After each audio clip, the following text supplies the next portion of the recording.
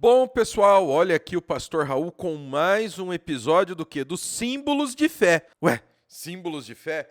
Não era catecismo, pastor? É o seguinte, catecismo é uma nomenclatura, pessoal, muito usada pela Igreja Católica Apostólica Romana. Podemos dizer, inclusive, que eles tiraram o termo catecismo do seu significado real. Eles literalmente deturparam o termo. E o que é um catecismo? É um dos símbolos de fé. Então nós temos o catecismo, que é nada mais nada menos do que um sistema de perguntas e respostas e base bíblica para as doutrinas cristãs. Isso basicamente que é um catecismo. E o que acontece? Nós temos os catecismos evangélicos, os catecismos cristãos de verdade, e é isso que a gente está vendo nessa série. E como nós temos, além do catecismo, nós temos os credos, como o credo apostólico. Quem não conhece o credo apostólico? Muitos pensam que o credo apostólico é uma oração católico-romana também, mas não tem nada a ver com isso. É um credo, ou seja, uma declaração com um resumo do que a Sagrada Escritura nos traz. Olha que interessante. Então, tanto o credo, quanto o catecismo, quanto as declarações de fé. O que é uma declaração de fé? Declaração de fé, por exemplo, nós temos a Declaração de Fé de Westminster. Ela faz o quê? Ela não deixa a gente sair do significado real que a Sagrada Escritura traz. Então, a Assembleia de Deus tem a sua declaração de fé. Igreja Presbiteriana do Brasil tem sua declaração de fé. Cada uma tem a sua declaração de fé. Assim como a Igreja Presbiteriana segue o Catecismo Maior de Westminster, que é o que nós estamos estudando nessa série, que passa a se chamar Símbolos de Fé. Outra coisa que nós vamos trazer para vocês, que acontece, que traz uma mudança nessa nossa questão, pessoal, é o quê? Olha só, além de catecismo, nós temos as confissões, nós temos os credos, temos o Sínodo de Dort, por exemplo, que é um símbolo de fé especial. E tudo isso, a minha ideia é passar para vocês nesse quadro do Nascido. Então nós vamos ter muito material para passar para vocês. Então nós vamos mostrar aqui também os credos, as confissões de fé, nós vamos ver tudo isso. Estamos vendo o Catecismo Maior de Westminster. O último programa foi a lição ou pergunta. Lembra que eu falei para vocês? O que é catecismo? É um sistema de perguntas, respostas e o mais importante, que é o que nos interessa, base bíblica. Tá bom? Então, isso é o que o catecismo traz. Então, nós estamos estudando o Catecismo Maior de Westminster, uma obra-prima da teologia, uma obra-prima da Igreja Reformada. Então, nós estamos vendo e hoje nós vamos ver o quê? A pergunta número 21, tá? A lição número 21, porque nós vimos a lição número 20 no último episódio, que foi lá atrás nós tivemos isso. Mas fiquem em paz, que nós vamos ver todos os símbolos de fé da igreja cristã verdadeira. Qual é a igreja cristã verdadeira? A igreja protestante. Tá bem? Então, vamos lá, vamos largar de conversa e vamos ver a lição número 21 do Catecismo. Bom, aqui está a tela do Logos, onde eu estou os símbolos de fé, confissão de fé, catecismo maior e o breve catecismo de Westminster. Então, é um material muito importante. Se você quiser adquirir, vai te ajudar muito na tua caminhada com Cristo. Então, é esse material, porque ele é um resumo, né? Ele tem um artigo chamando Autoridade da Confissão de Fé e dos Catecismos, a Confissão de Fé de Westminster, o Catecismo Maior, que é o que nós estamos vendo, e o breve Catecismo de Westminster. Tá bom? Além de uma harmonia temática entre esses documentos. Porque se todos eles seguem a Bíblia, pessoal, eles são um resumo da Bíblia para evitar que nós nos desviemos para a heresia, então eles têm que estar em harmonia. Deve existir uma harmonia entre eles.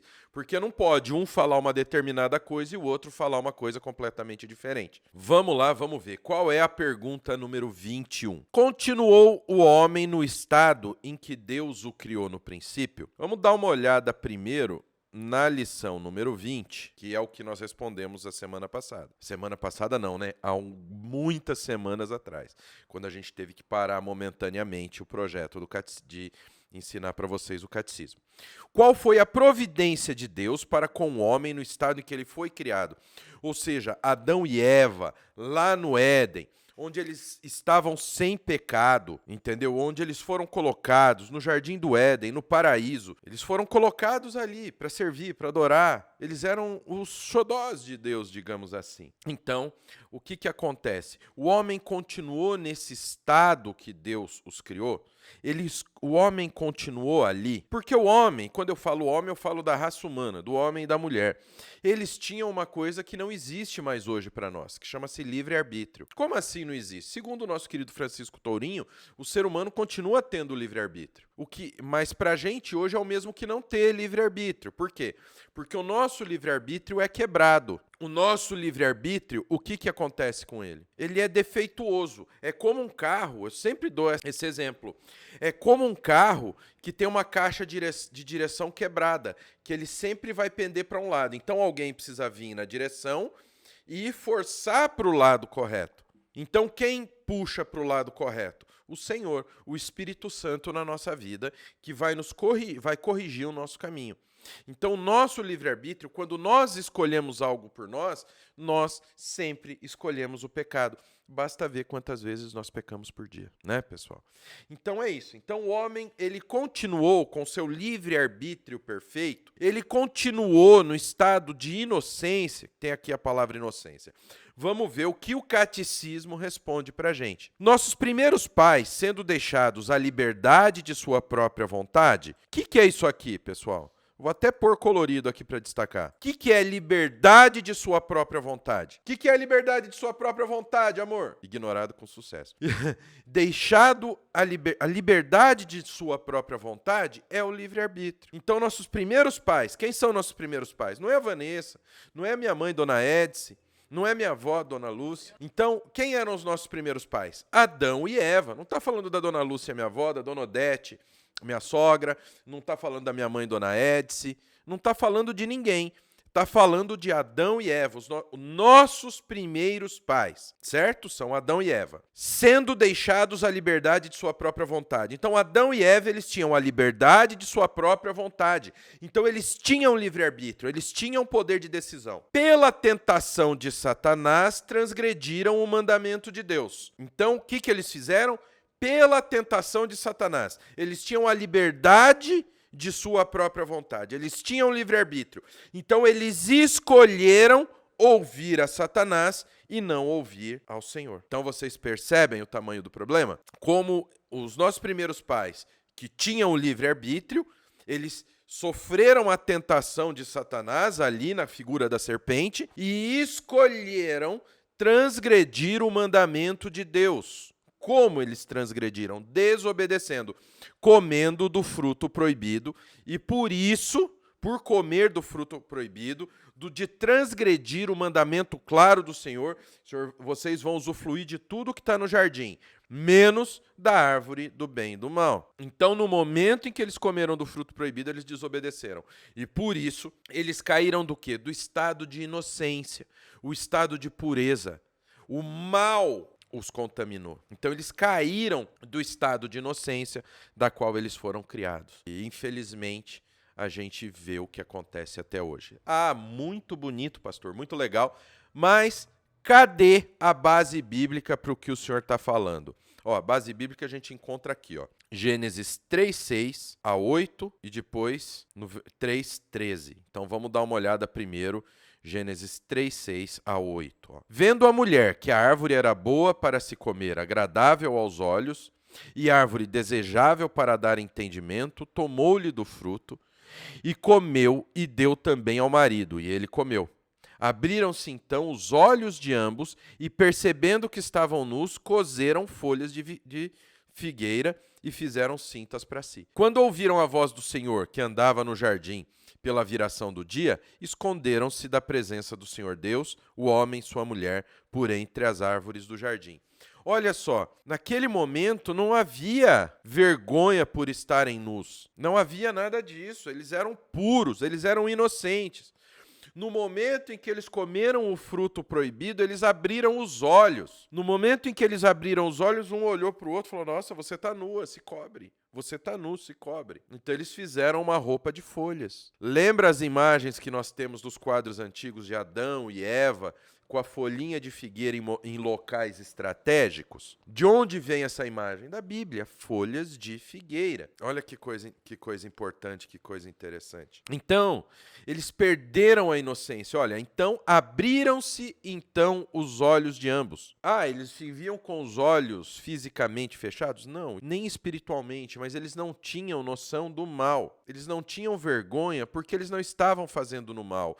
Nós tínhamos ali o homem e a mulher que quando o marido lançava a mão do corpo da sua esposa, era para o carinho, era para o deleite dos dois, era para o amor, para expressar o amor. E ele vê a sua esposa nua, era o quê? Era uma coisa boa, um presente de Deus. E a mulher não tinha vergonha do marido porque sabia que ela era a ajudadora criada para o homem, que ela era o amor da vida do homem. Olha só, eles foram criados nessa situação, na inocência. Existia o amor entre eles em um ponto que a intimidade era tão clara. E olha como as coisas foram deturpadas hoje. A imagem e semelhança de Deus era os dois se amarem com perfeição, na qual o ato sexual dos dois era o quê? Era para um mostrar o quanto amava o outro, não uma simples necessidade fisiológica como fazem hoje. Por que nós temos traição em casamento? Por quê? Porque hoje existe o sexo pelo sexo, não o sexo para você presentear o seu esposo ou sua esposa, porque veio da contaminação do fruto do bem e do mal. Deturpou a criação. O homem deixa nesse aspecto de ser a imagem e semelhança do Senhor. De um momento que até hoje o amor é corrompido. A palavra amor é errada. E é uma coisa que nós temos que pensar, porque a criação foi denegrida naquele momento. Foi totalmente quebrada naquele momento. Então essa foi a pergunta 21. Semana que vem nós vamos falar se caiu todo o gênero humano na primeira transgressão. Nós vamos bater um papo sobre isso na próxima lição do Catecismo, na próxima pergunta do Catecismo, na próxima lição dos símbolos de fé cristãos verdadeiros que nós vamos ver. Amém? Então espero que vocês tenham gostado desse vídeo. Não se esqueça, você quer conhecer a verdade? Você quer conhecer a real palavra de Deus? Você quer aprender a fazer como os bereanos? Como que os bereanos faziam? Era pregado alguma coisa para eles, eles iam na escritura e eles sabiam tirar prova disso. Você quer nunca mais ser enganado por aqueles falsos pastores que querem na realidade bater a tua carteira? Como que você vai fazer isso? Conhecendo a escritura, sabendo, conseguindo estudar as escrituras da maneira correta. E você vai fazer isso no Bacharel Livre em Teologia do Nascido de Novo, esta maravilha que nós disponibilizamos para você e que se você clicar no link que está aqui na descrição, pessoal, em vez de pagar R$ 196,97, você vai pagar R$ 177,26, se eu não me engano. E detalhe, hein? Com tudo incluso, inclusive o bônus, curso completo de capelania, um curso com os dois cursos com certificado histórico escolar e credencial, tanto de teólogo quanto de capelão. Tá bom? Então que Deus abençoe a sua vida. Até a semana que vem, quando nós vamos ver